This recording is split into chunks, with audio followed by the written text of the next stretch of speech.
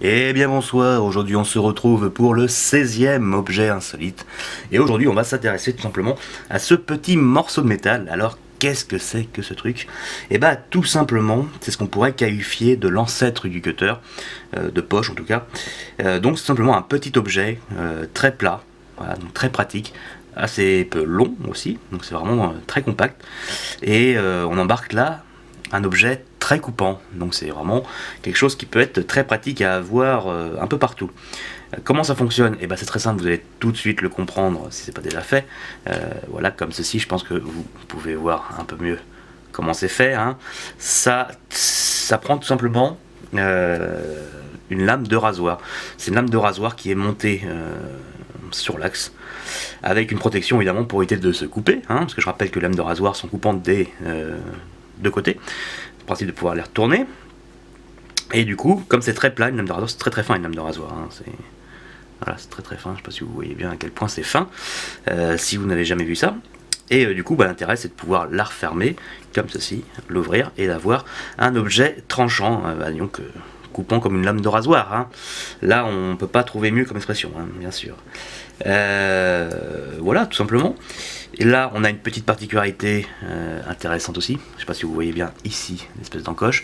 Alors, ici, ça va être mieux. Et tout simplement, c'est un coupe-fil. Voilà, tout simplement. Donc, bon, faut pas un fil trop résistant, hein, parce que je rappelle quand même que c'est une lame de rasoir, et on va voir tout de suite le problème de cet objet-là. Et du coup, un petit fil de couture ou même un petit fil de cuisine devrait tout à fait se faire couper par la lame de rasoir. Tout simplement parce que la lame de rasoir, bien sûr, quand on la referme, hop, le tranchant arrive ici, se caler ici. Donc du coup, bien sûr, on est en face du tranchant pour ce coupe-fil, ce qui rend du coup un peu dangereux. Mais normalement, on n'est pas censé mettre le doigt là pile poil, donc normalement, on ne devrait pas avoir de problème. Celui-ci est publicitaire, bon, mais c'est pas pour ça que je l'ai acheté, hein. Donc c'est marqué dessus tous les produits Wiz pour l'auto. Donc je ne sais pas si les produits Wiz existent toujours. Je ne suis pas allé faire de recherche plus que ça, parce que à la différence de beaucoup d'objets que je vous ai présentés, ça c'est vraiment pas la collection pour moi. C'est un objet, c'est un outil qui est dans mon tiroir à outils, avec aussi bien les tournevis ou un cutter en l'occurrence, tournevis, cutter et compagnie, hein, tout ce qu'on peut avoir dans une boîte à outils. Parce que personnellement je m'en sers pour couper, extraire les pubs, des anciennes pubs dans des anciens journaux, en l'occurrence des Paris Match, par exemple, qui sont du coup en papier journal et avec un cutter qui ne serait juste un tout petit peu mal aiguisé, et on arrache. En coupant, voilà, vous avez déjà dû avoir le problème dans un cutter, hein. On arrache et du coup c'est pas propre. Alors avec ça, avec une lame bien neuve, hein, bien aiguisée, on arrive à avoir un tranchant parfait. Voilà. Mais pour cela, il faut avoir une lame vraiment neuve et une lame de qualité, bien sûr. Les problèmes d'une lame de rasoir, alors on va voir ça tout de suite.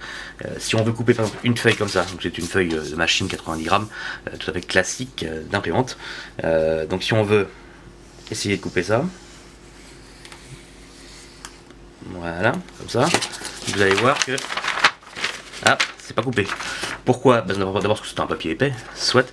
Ça c'est parce que le fil du rasoir est cassé. Il est cassé, il est émoussé. Et le problème des lames de rasoir, c'est que ça s'émousse très très rapidement. Et du coup, il faudra la changer ou la retourner d'abord assez régulièrement. Et l'autre problème, c'est qu'une lame de rasoir, c'est très très fin. Et du coup, vous voyez, vous voyez bien que ça bouge. Et du coup, quand on veut couper, je sais pas si vous l'avez bien vu à la caméra, je ne pense pas.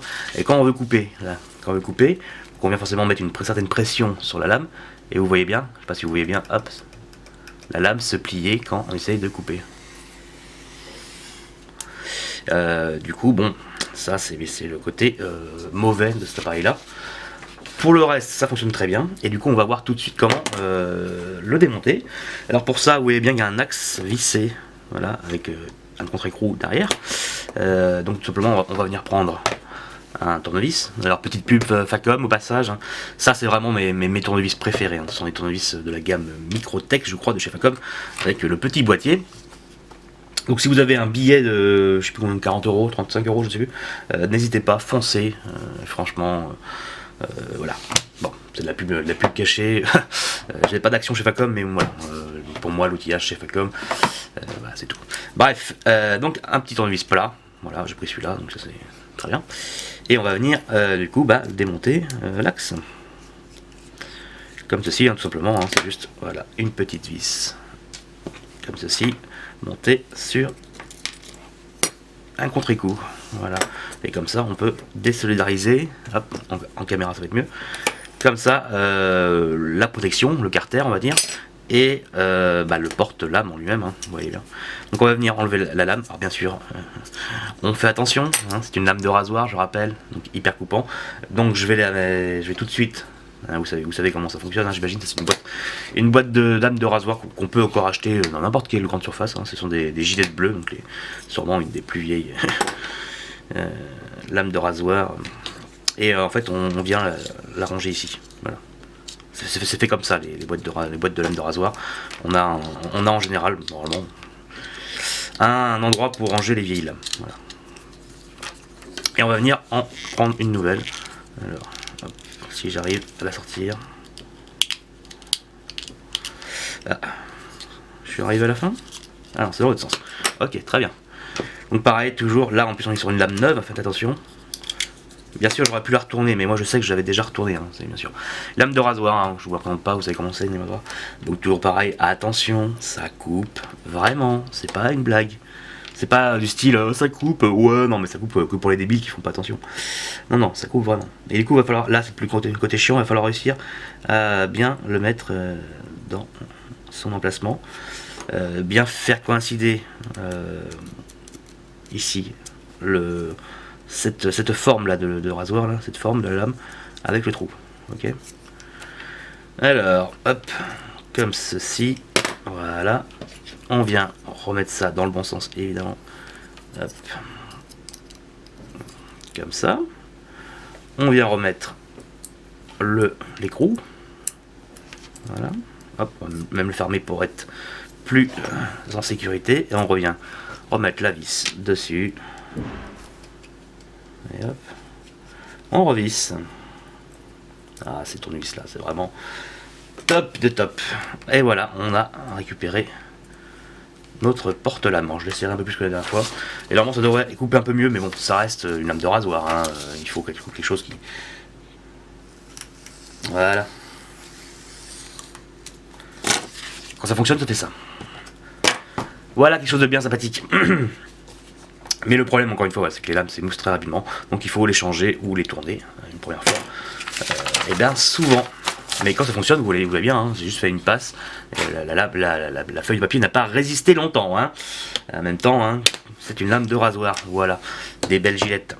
Donc sur ce, on va passer au baratin officiel. Hein. Je pense que vous avez fait le tour. J'ai bien fait le tour de l'objet. Hein. Je pense que vous avez bien vu comment ça fonctionne.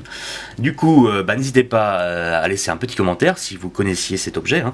C'est pas quelque chose de très rare. Hein. Je pense que voilà, si vous allez fouiller un peu les tiroirs de vos parents ou de vos grands-parents, de vos oncles, vos tantes, je ne sais pas. Enfin, il faut être déjà un peu âgé pour avoir connu ça. Vous pourriez, à mon avis, tomber dessus. Hein. C'est sûrement des objets, en plus, des publicitaires qui devaient être distribués assez rapidement, assez régulièrement. C'était un truc pas très cher, je pense. Du coup, c'est pas voilà. C'était juste pour le plaisir de vous montrer que c'est un truc qui sert encore aujourd'hui. Moi, je m'en sers. Hein. Je le répète. Actuellement, pour moi, c'est un outil et non pas un objet de collection. Bon, en général, voilà. C'est un peu les deux, on est bien d'accord.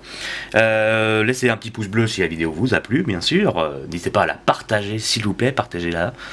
Plus vous la partagez, mieux c'est pour moi, évidemment.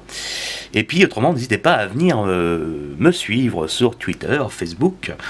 Voilà, on s'amuse bien, hein, venez sur Twitter, on fait même des petits concours, hein, bien sûr, hein, vous le savez maintenant.